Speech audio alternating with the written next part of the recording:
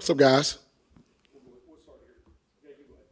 Hey, just I guess for you and all this time of transition, Pete alluded to that there's kind of more been put on your shoulders. What are your responsibilities, I guess, through the playoffs and moving forward? Yeah, well, I think, with Pete being elevated to the head coach, my role has changed a little bit, being the head coach of the defense.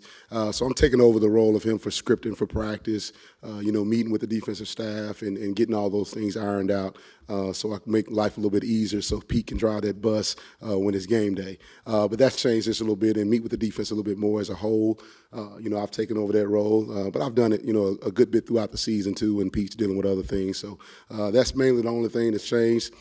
Pete's still going to call the plays, but I've just been, doing a lot of the scripting and getting things ready for practice. Pete told us yesterday he'll move down to the field for the game. I was just curious, does that change anything from your perspective, or have you kind of decided where you'll be? Yeah, well, we had a meeting the other day about it, and me and Pete kind of talked about him coming down. I thought at the beginning he thought about as an interim he may stay up, and I was like, no, brother, you got to come on down. It's your show now, right? But no, he's going to be down. I'm going to go ahead and stay down just because of the familiarity, with us as a staff, with all of us guys down on the field. We want to keep that going forward for the playoffs. And then maybe next year that may change when we may be going up in the box. But right now we want to keep it all the same so these guys can, have the familiarity with us on the football field. Bryan, I know it's only been a couple of weeks, but Pete Golding, the head coach, what's he like?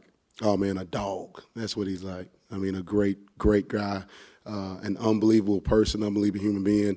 I knew when I took this job, I've been knowing Pete for years. Me and Pete worked together at Delta State. This is one reason why I took this job, was because of him and to be able to come back home and be able to do this for my university.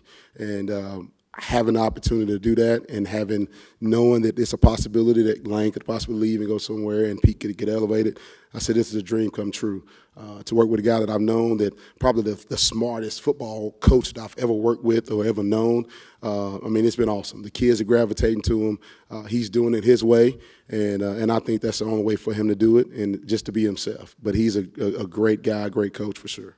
You kind of touched on that just then, but again, I know it's only been a handful of practices, right. And I'm not asking you to throw any shade at his predecessor, but is there anything noticeably different on the practice field right now? Well, I just think, from a time structure standpoint right now, especially moving forward, we've kind of moved practice just a little bit back.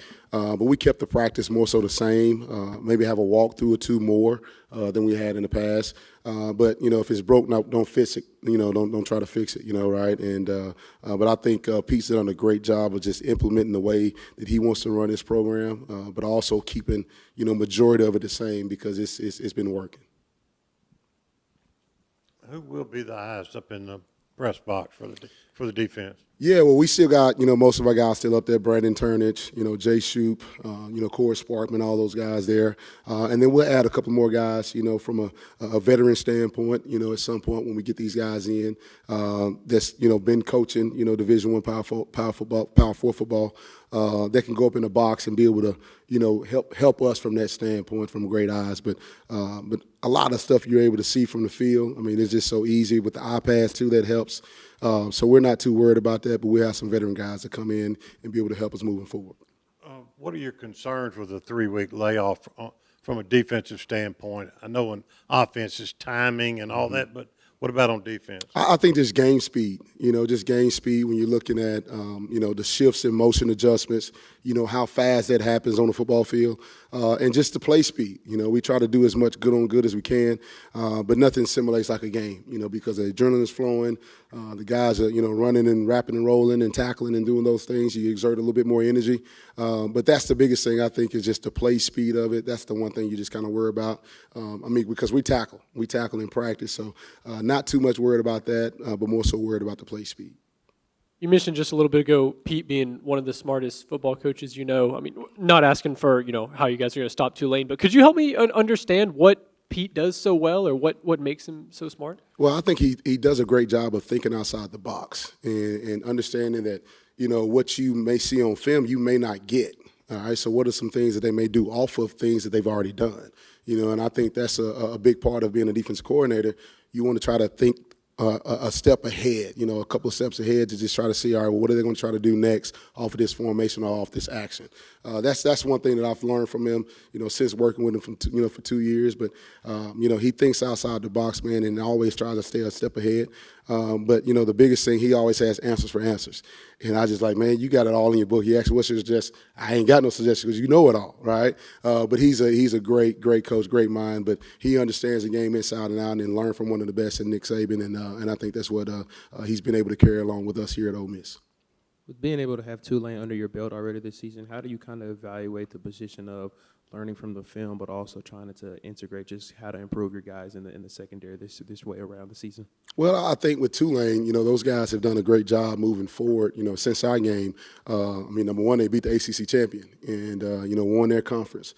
So they're a much better team, overall. And especially on the outside of the receiver, and Jake has done a great job of distributing the ball to multiple receivers. It's not just one. You look at the yardage from those guys. A lot of them are so similar with 400, 500 yards, 300 yards, whatever it may be. But he does a great job distributing it, and I think we just got to make sure we stay focused and stay locked in and communicate on the back end to where we don't have any busted coverages. But it's been great these last couple of weeks of getting the guys back into the fold, but showing them how better Tulane has gotten, since we played them. You may or may not have an answer to this question, but Pete talked about yesterday just the importance of winning the turnover margin against Tulane. From your perspective, what are some of the biggest keys for you to help win against Tulane this weekend? I think the biggest thing is, number one, you got to control the quarterback, and make him make, different mistakes that, some things that he hasn't seen yet. So being able to control him is really, really key. But as far as the turnover margin, you have to be able to do that with hats to the ball. It's many guys get to the ball with hats to the ball, make sure our eyes at ball level, maybe get some of those balls out, stripping the ball, things of that nature. But showing the quarterback different looks that he may not have seen.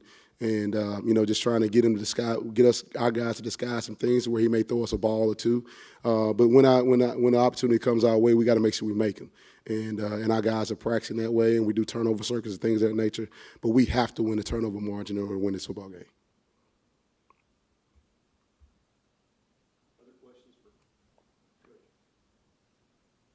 Good. Appreciate you guys.